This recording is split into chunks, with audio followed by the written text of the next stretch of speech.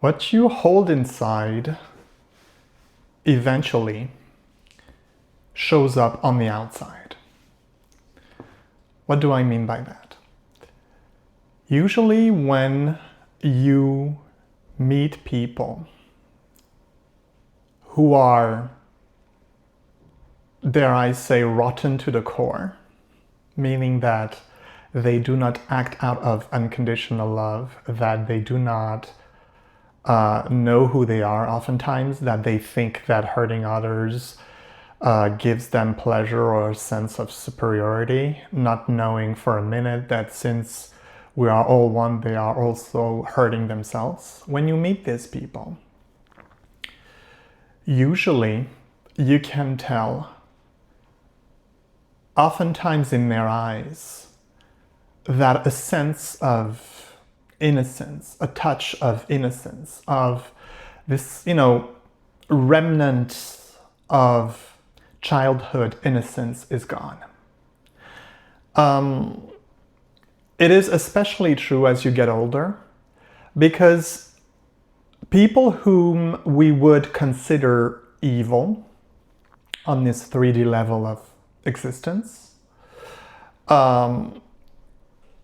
can be quite unspottable when they are younger. But usually, and you know what, I think I'm gonna strike usually, when, it's not usually, it's always, when, provided that you can see it, when they get older, as they get older, the evil that they hold in their heart starts to show on their face and on their body. And it is something that if you are completely attuned to who you are, if you have gone through a spiritual awakening, therefore you remember who you are, that is Source. We are all Source, and we are all a drop of Source in this 3D world of ours. Source experiencing itself through our lives here. If you remember who you are, then you remember that we are all one. And when you remember that you are all one, you tend to develop or increase, if you were born with it, this empathy. The fact that when you see people, you can read them, you can see through them.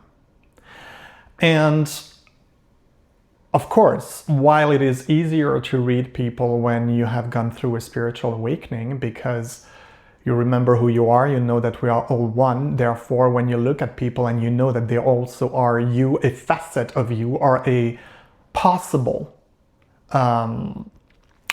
facet of you, you can tell pretty quickly, what they're about. But you don't necessarily have to go through a spiritual awakening to read people, because, as I said before, as those people whom we would deem to be rotten to the core grow older, not all of them do, but if they do, and usually it's, once they've passed 30 years of age. So between childhood to, I want to say, but again, it depends. It can depend on people and different factors, but let's go with a broad stroke here. Let's say that between childhood up to 30 years old, if you are rotten to the core, it can be a little tricky to see it just by looking at you. But after 30 years old, I believe it is almost the case that who you are inside shows out on the outside. And like I said, it's the eyes. It's also, people who are, we would commonly say they do not age well. And that can also be, when I say rotten to the core, I don't necessarily mean that they are mean to their fellow humans. They just have to be mean to themselves. And when you are mean to yourself, it doesn't mean that you're rotten to the core as in you're a bad person, but it means that you are acting not out of unconditional love. You are not treating your body right. Therefore, after a while, your body catches up with you and starts to show the signs of you mistreating it. So, for instance, you can see that, when you indulge a little bit too much in some of those earthly pleasures that are available to us here, you know what I mean? If you're a drunkard, usually you can tell just looking at them that that person lives by the bottle. Same goes with different other things, different addictive substances and behaviors, for instance, you can tell. And when you are living your life out of bitterness, then after a while, said bitterness will be etched on your skin, on your face, and people will see it. Whereas when you try to or live by unconditional love, or are genuinely embodying unconditional love, every single day of your life, then there is a kind of innocence that never leaves your eyes. There is a kind of, dare I say, beauty. I'm not talking about physical beauty. There is a kind of beauty in that person's eyes that is spottable almost right away, and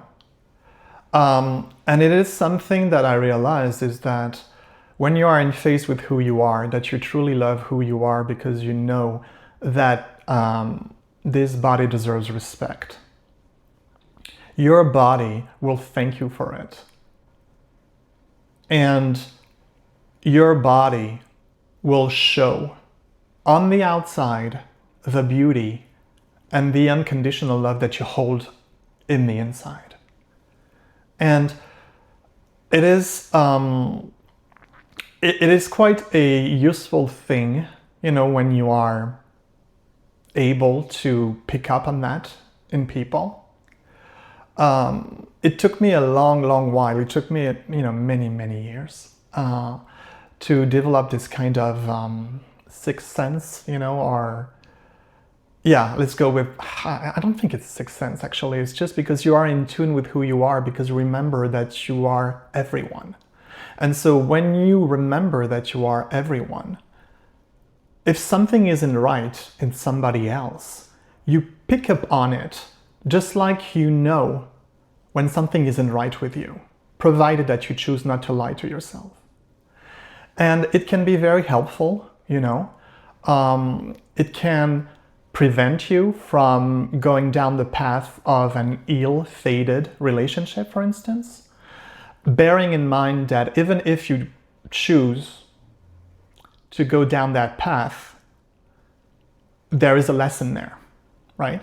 But if you have already learned that lesson and you meet somebody else, like you had a very bad experience with one person and the relationship ends, you learn from it.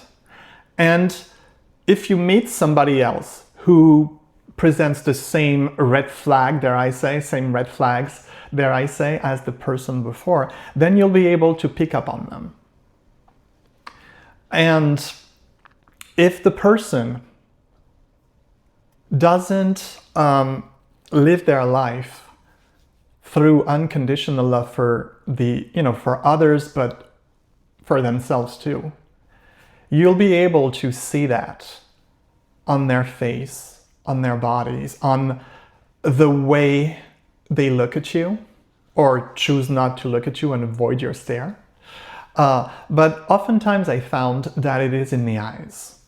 In the eyes, you can tell if the person you're talking to is aligned with who they say they are. Sometimes people say that, the ugliness you hold inside shows out on the outside. Yes, it's true, but I don't want people to misconstrue that as in, if this person is physically unappealing, then they are a bad person. That is absolutely not what I'm saying here. We all have examples of, say, Ted Bundy, who is said to be a physically good-looking man, but was for all intent and purposes a monster, right? It's not what I'm talking about here. It's you can tell that something isn't quite right. And usually when you say to yourself, when you talk to someone, despite the fact that they are talking about, you know, being nice to others or whatever, helping, you know, other people and whatever, usually you can tell that they're trying to pull one over on you. They're trying to make you believe that who they say they are is who they really are, when everything on their face and mannerism and body language, dare I say, is screaming that that is not who they are, and they are lying to you. It's something I realized and I put to the test, you know, in my life. It's like you don't necessarily have to wait for people to join actions to their words to know if they are true to their words. Oftentimes you can even begin to have a pretty clear picture of who they are, just talking to them and trying to see if there is any